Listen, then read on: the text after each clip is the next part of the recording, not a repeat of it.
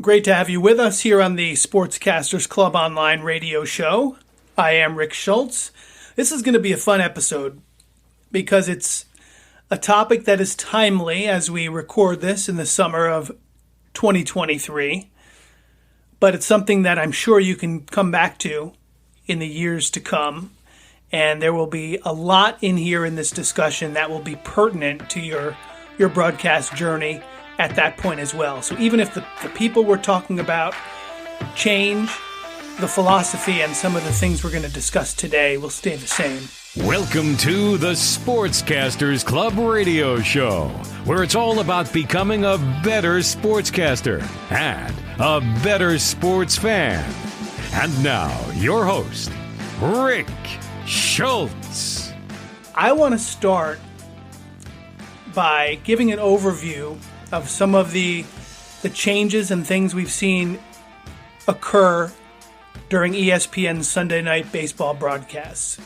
And we've seen a whole bunch of changes in this broadcast over the past, let's say, 2 decades.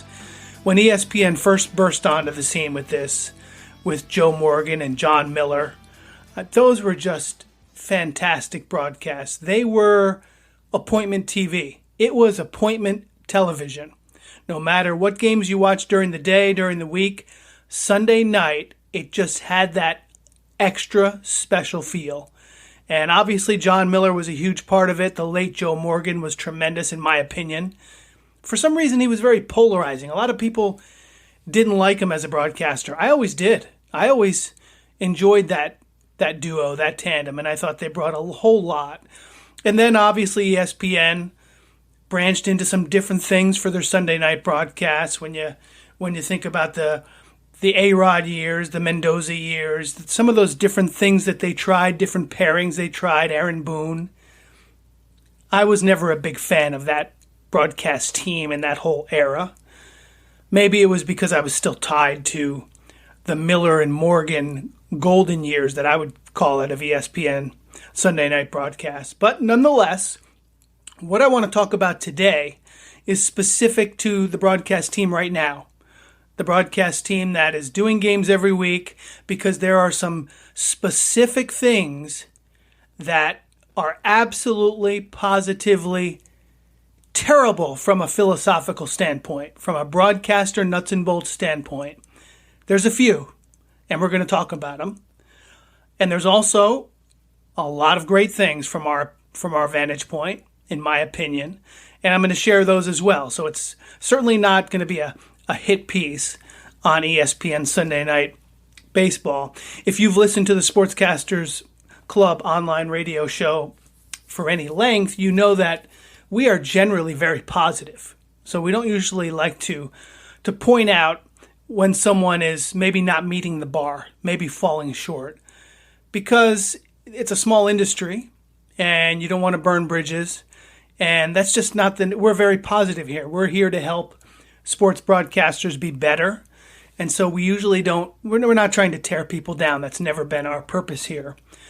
But I do think there are instances where when we can bring up things as examples of broadcasters who, in our opinion, are not hitting the mark, then it's helpful for you to learn from. And that's how we all learn and improve and get better. I mean, I can think of no better example of a guy like Marty Glickman, who I learned from sitting in a classroom at Fordham University. Every week we would sit down with Marty and he would critique our tapes and he would tear them to pieces and tell us all the things we were doing poorly. And he would also mention the things he liked and the things we were doing well. But that's how we learned, because we would have our material and our work critiqued, and our colleagues, all the other people sitting in that room with me, like Tony Reale, Connell McShane, Andrew Bogusch, any of the Spiro Ditas, any of the names that you know now in the national scene, he would listen to theirs as well. And he would tear us all apart, metaphorically speaking. And that's how we learn from each other. So there is a great deal of value in that. So while we do try to keep it positive, we want to provide you ways that you can look at people on TV and listen to people on radio and learn from them on your own so you can get better in your craft as well. So I'm going to start with one of the pet peeves that just drives me bonkers about the play-by-play man on ESPN Sunday Night Baseball, and I'm going to get to that next. If you're enjoying the show, check out our 7-hour online sports broadcasting course. We cover play-by-play, talk show hosting, television, and much more. Visit sportscastersclub.com and click on Online Sportscasting Class.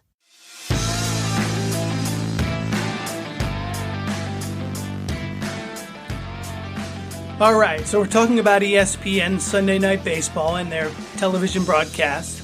Here is one of the biggest pet peeves that I have of Carl Ravitch doing the play-by-play. Now, first I want to say, as I mentioned, we keep things positive here, and we're not here to take pot shots at people and tear people down. And this is certainly not something that Carl Ravitch is alone in, because I hear this a lot when I watch baseball games on television and on radio. And so this particular nitpick is not something that is just a Carl Ravitch thing. And also, I think Carl Ravitch has had a great career, obviously. I mean, when he anchored Baseball Tonight for so many years, he did such a good job. And it was, it's part of the theme of your summers as a young person growing up, Carl Ravitch and Baseball Tonight. I mean, I remember when Baseball Tonight began back in the early 90s, I guess it was. And that was just the best, because at the time, SportsCenter was obviously in its heyday, and SportsCenter was great as well. But Baseball Tonight, you got all the highlights from all the games in one place. And at the time, that was new and different and something you didn't have access to. So it was tremendous. And Carl Ravitch hosting that show has done a great job over the years. Now, as the play-by-play voice on ESPN Baseball Sunday night telecasts, his role is different. And here is the specific critique and nitpick that I have on Carl Ravitch. And it is that he always talks in the future tense. And it drives me nuts. Drives me nuts. Here's what I mean. Pete Alonso will come around third. He'll score. He'll be almost into the dugout. And Carl Ravitch will say, and the Mets will take the lead. And truthfully, Pete Alonso crossed home plate 15 seconds ago. So by saying they will take the lead is wrong, because it just happened. Or, a guy will hit a shot to right field for a hit, and the right fielder will toss it back in, and Carl Ravitch will say, and so will pick up a single, when actually it just happened 10 seconds ago. So as a broadcaster, you want to talk in the tense that the action is taking place. You don't want to say, the Yankees will take the lead after they just did take the lead. Or Derek Jeter will make a great play on that ball when he already made the play. Or, Guillorme goes first to third, and the Mets will have a man in scoring position with men on third with less than 2 outs when it just happened. You want to talk as it happens. So instead of the Mets will take the lead, the Mets take the lead. Or instead of Benintendi wraps one to right field, that's the way it should sound. That's as it happens, instead of Benintendi will wrap one to right field for a hit. You always want to speak in the exact tense where it's happening. So you don't want to talk in the future when it already happened. And it's something that if you watch Carl Ravitch, it happens inning after inning after inning. It's one of his constant flaws as a broadcaster, let's be honest. And he's not alone. A lot of broadcasters do it. Now, I don't know Carl Ravitch. I don't think I've ever talked to him. But I will say, when a broadcaster has that kind of an issue with their broadcast over and over and over again, it either means someone is not coaching them, or they're lazy, or they're not willing to be coached. And Carl Ravitch certainly doesn't come across. He comes across as prepared, as ready, as a professional. He knows the game. So I certainly don't think it's that. And it's something that could be changed immediately and easily, quite simply, by just talking in the present tense instead of the future tense. But that's a nitpick that probably a lot of you don't share. I understand. I can be anal about this stuff. But I bet you now, when you watch the ESPN Sunday night broadcasts, you're going to hear Karl Ravech talk in the future tense when something already happened, and it's going to drive you nuts. It's going to bug you. And that's what we're here for, because we want to help you. We want to help bug you, and we want to help you be a better broadcaster. So when you call the action, speak in the current tense, the present tense, unless you're talking about something that truly is going to happen in the future. The Mets will think about what their trade options are going to be as the trade deadline approaches. That's appropriate to say in the future because the deadline's 2 weeks away. Or, I'm just using the Mets because they were on my mind on the broadcast.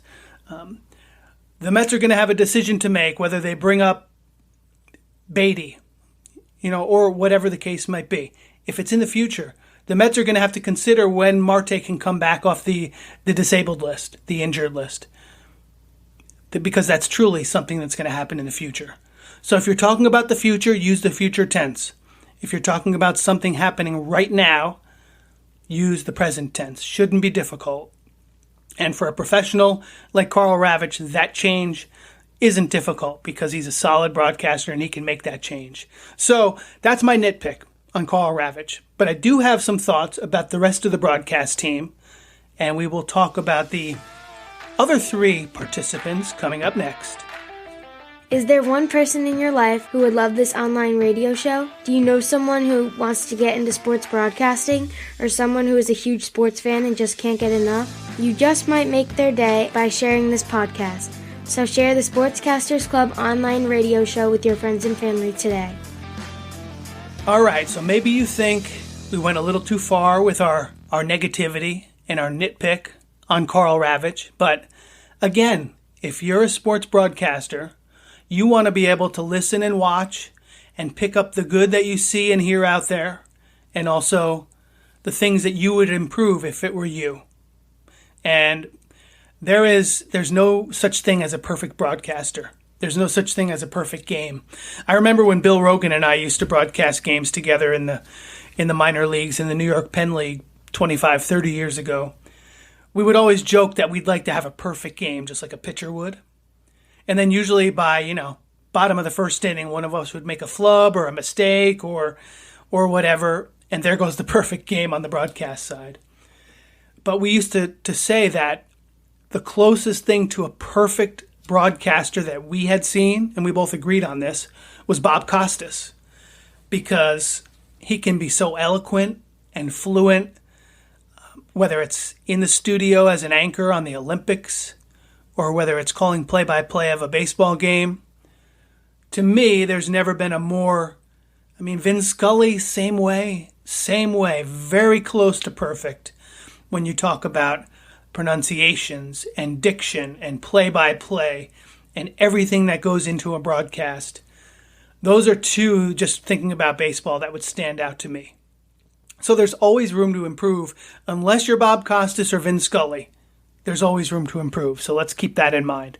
It's all of us, so it's not like we're taking shots at people. But let's talk about the rest of the broadcast crew on ESPN Sunday Night Baseball. David Cone. I don't think I've ever talked with David Cone. I've only heard good things about him being a good guy. And to me, that's the one thing that always comes across when he's broadcasting a game. He always wants to keep things light, jovial, positive, upbeat. And I find myself, as a viewer, I want him to get a little bit more in depth because I know he's got such expertise and such knowledge. I want to hear it. And so sometimes when I hear David Cone calling a game, it leaves me wanting more because I want him to dissect what I'm watching. And sometimes he does. He's very good at getting in and getting out. And what I mean by that is not talking over the play-by-play guy, Ravech. Cone is very good making a succinct point and then shutting up. He's great at that because it's not an ego with him. And gosh, nobody knows the game. He's been around the game for so long and had such a great career. And just comes across as just a very likable guy.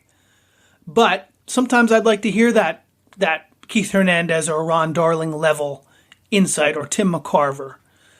Someone who's going to, go a little deeper instead of just the pithy, funny comment. And it's not something that I've just heard once with Cohen. I've heard it multiple times. I just feel he could give you so much more. And so that's what I've wanted from him as a broadcaster. Eduardo Perez. Now, he's a guy, just Rafael Devers. They were doing a feature on Rafael Devers. They were talking to him during the Red Sox game recently.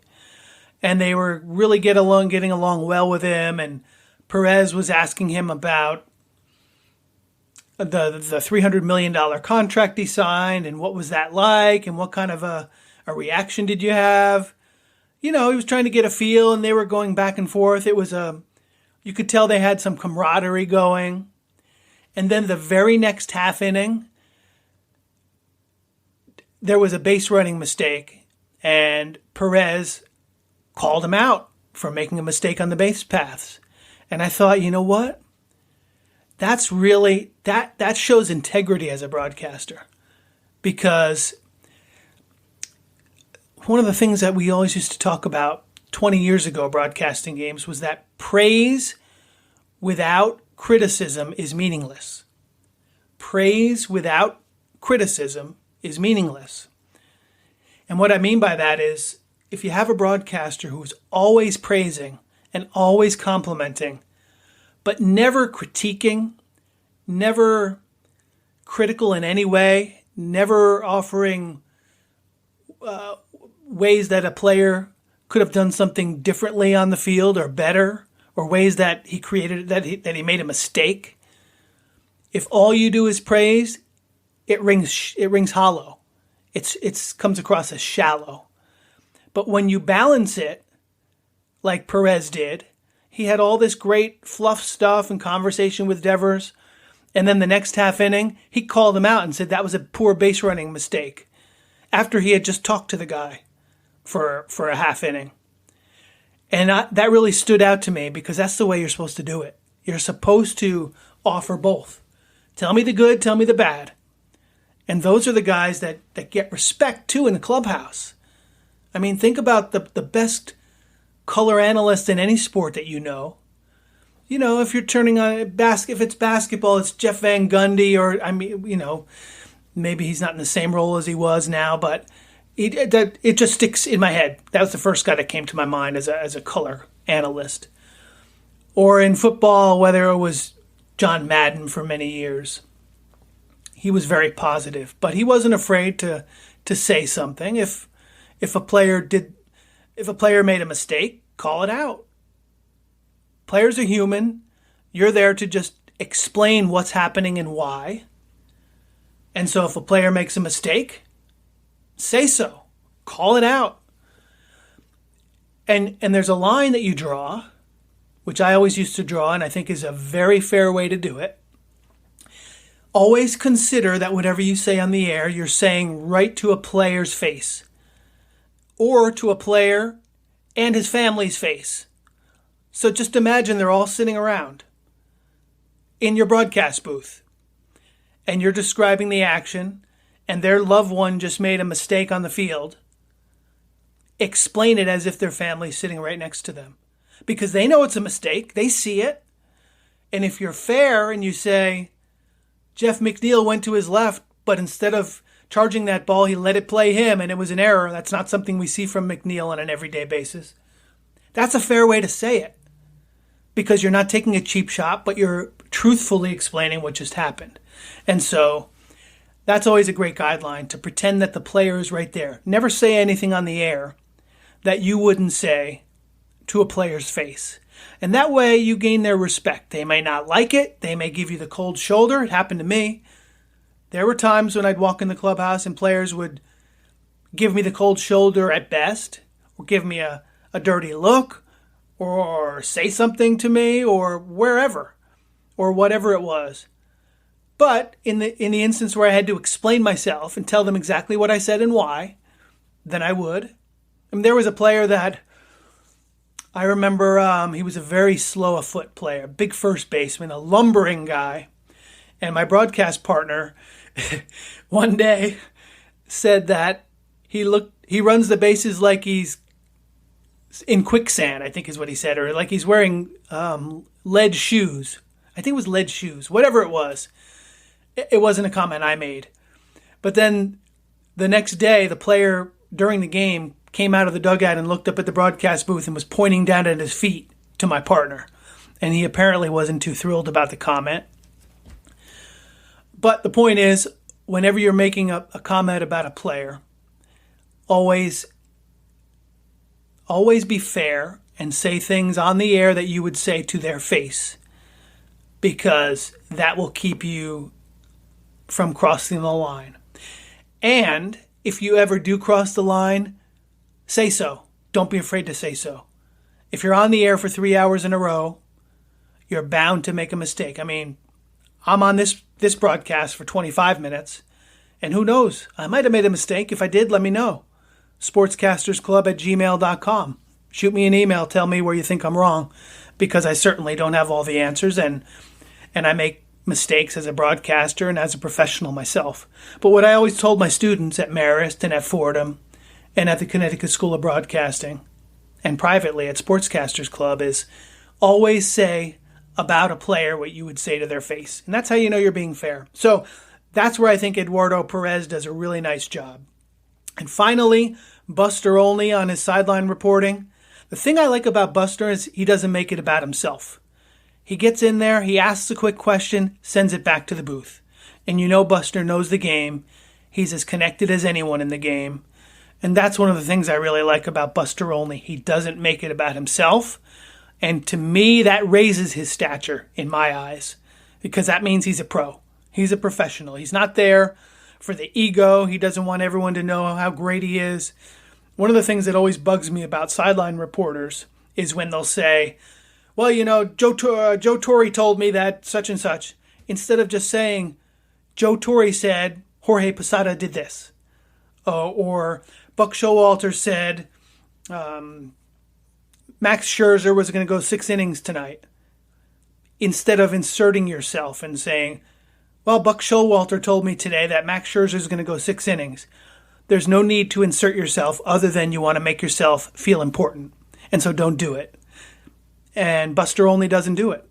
He gets the information, doesn't make it about himself. He's short and pithy, sends it back up to the booth. That's exactly what the sideline reporter is supposed to do. And so I think he does a very nice job of it. So we rounded it out. We talked about Ravitch, Cone, Perez, and Olney.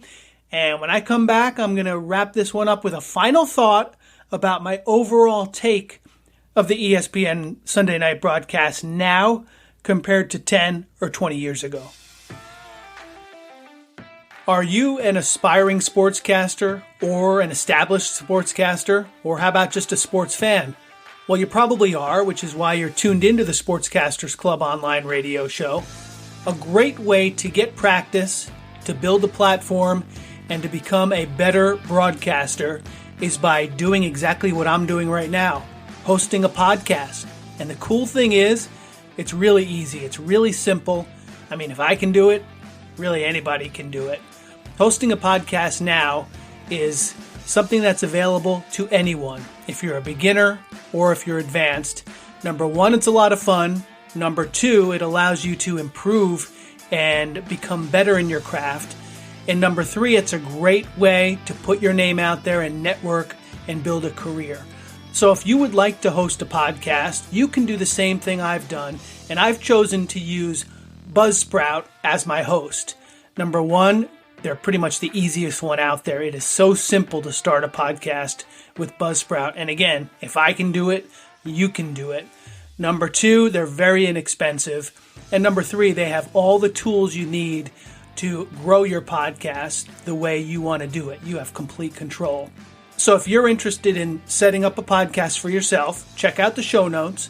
You can take a look at the process. It's so simple. You can go right on there, click it, and you can be set up literally within a few minutes. It's very easy. If you have questions about the process, you can always send a message to me at questions@sportscastersclub.com. But again, if you're interested in hosting your own podcast, check out the show notes. I'll put the link in here for Buzzsprout. Check it out, and if you have questions, I'd be glad to help as well. All right. Well, I guess this is the portion of the program where I tell you get off my lawn. Because I might sound like even though I'm not a boomer, I might sound like the old boomer.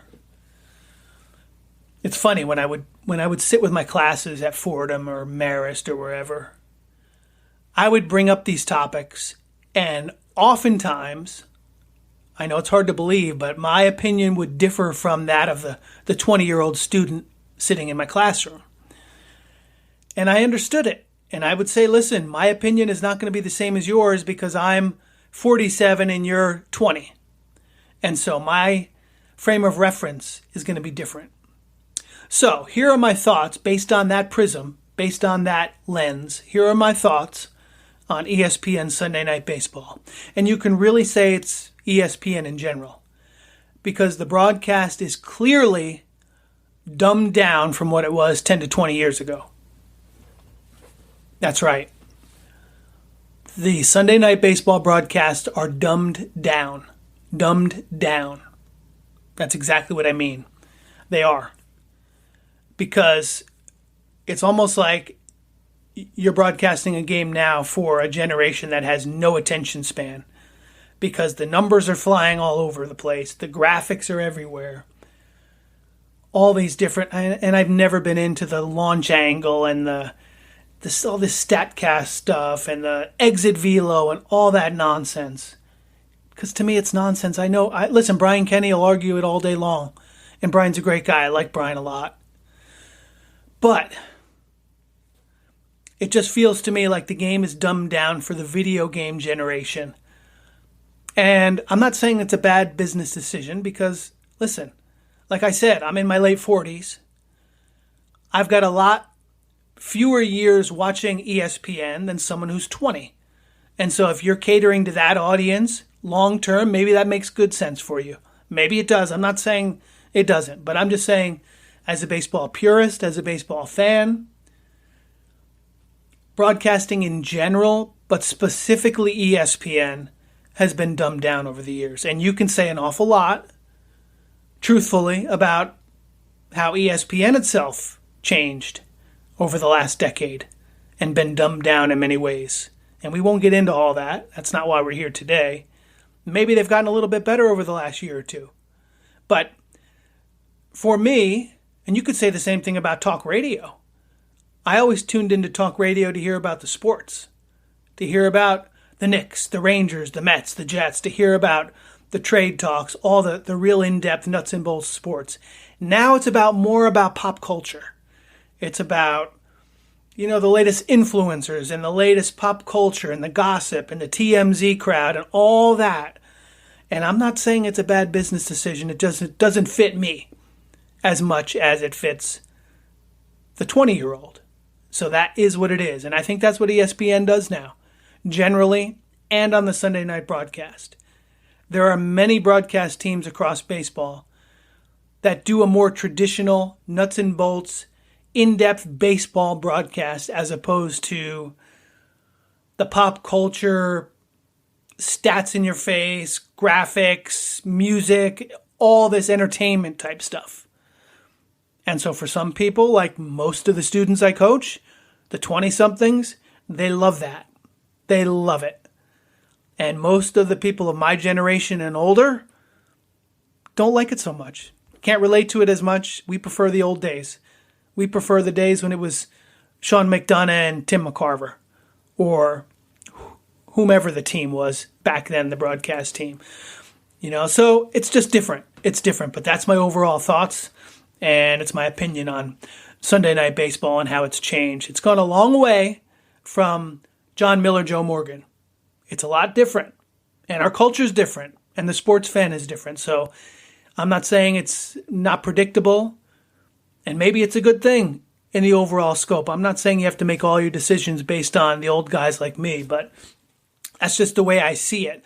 So I hope that some of these thoughts have been helpful for you as you build your career, as you try to determine what kind of broadcaster you want to be.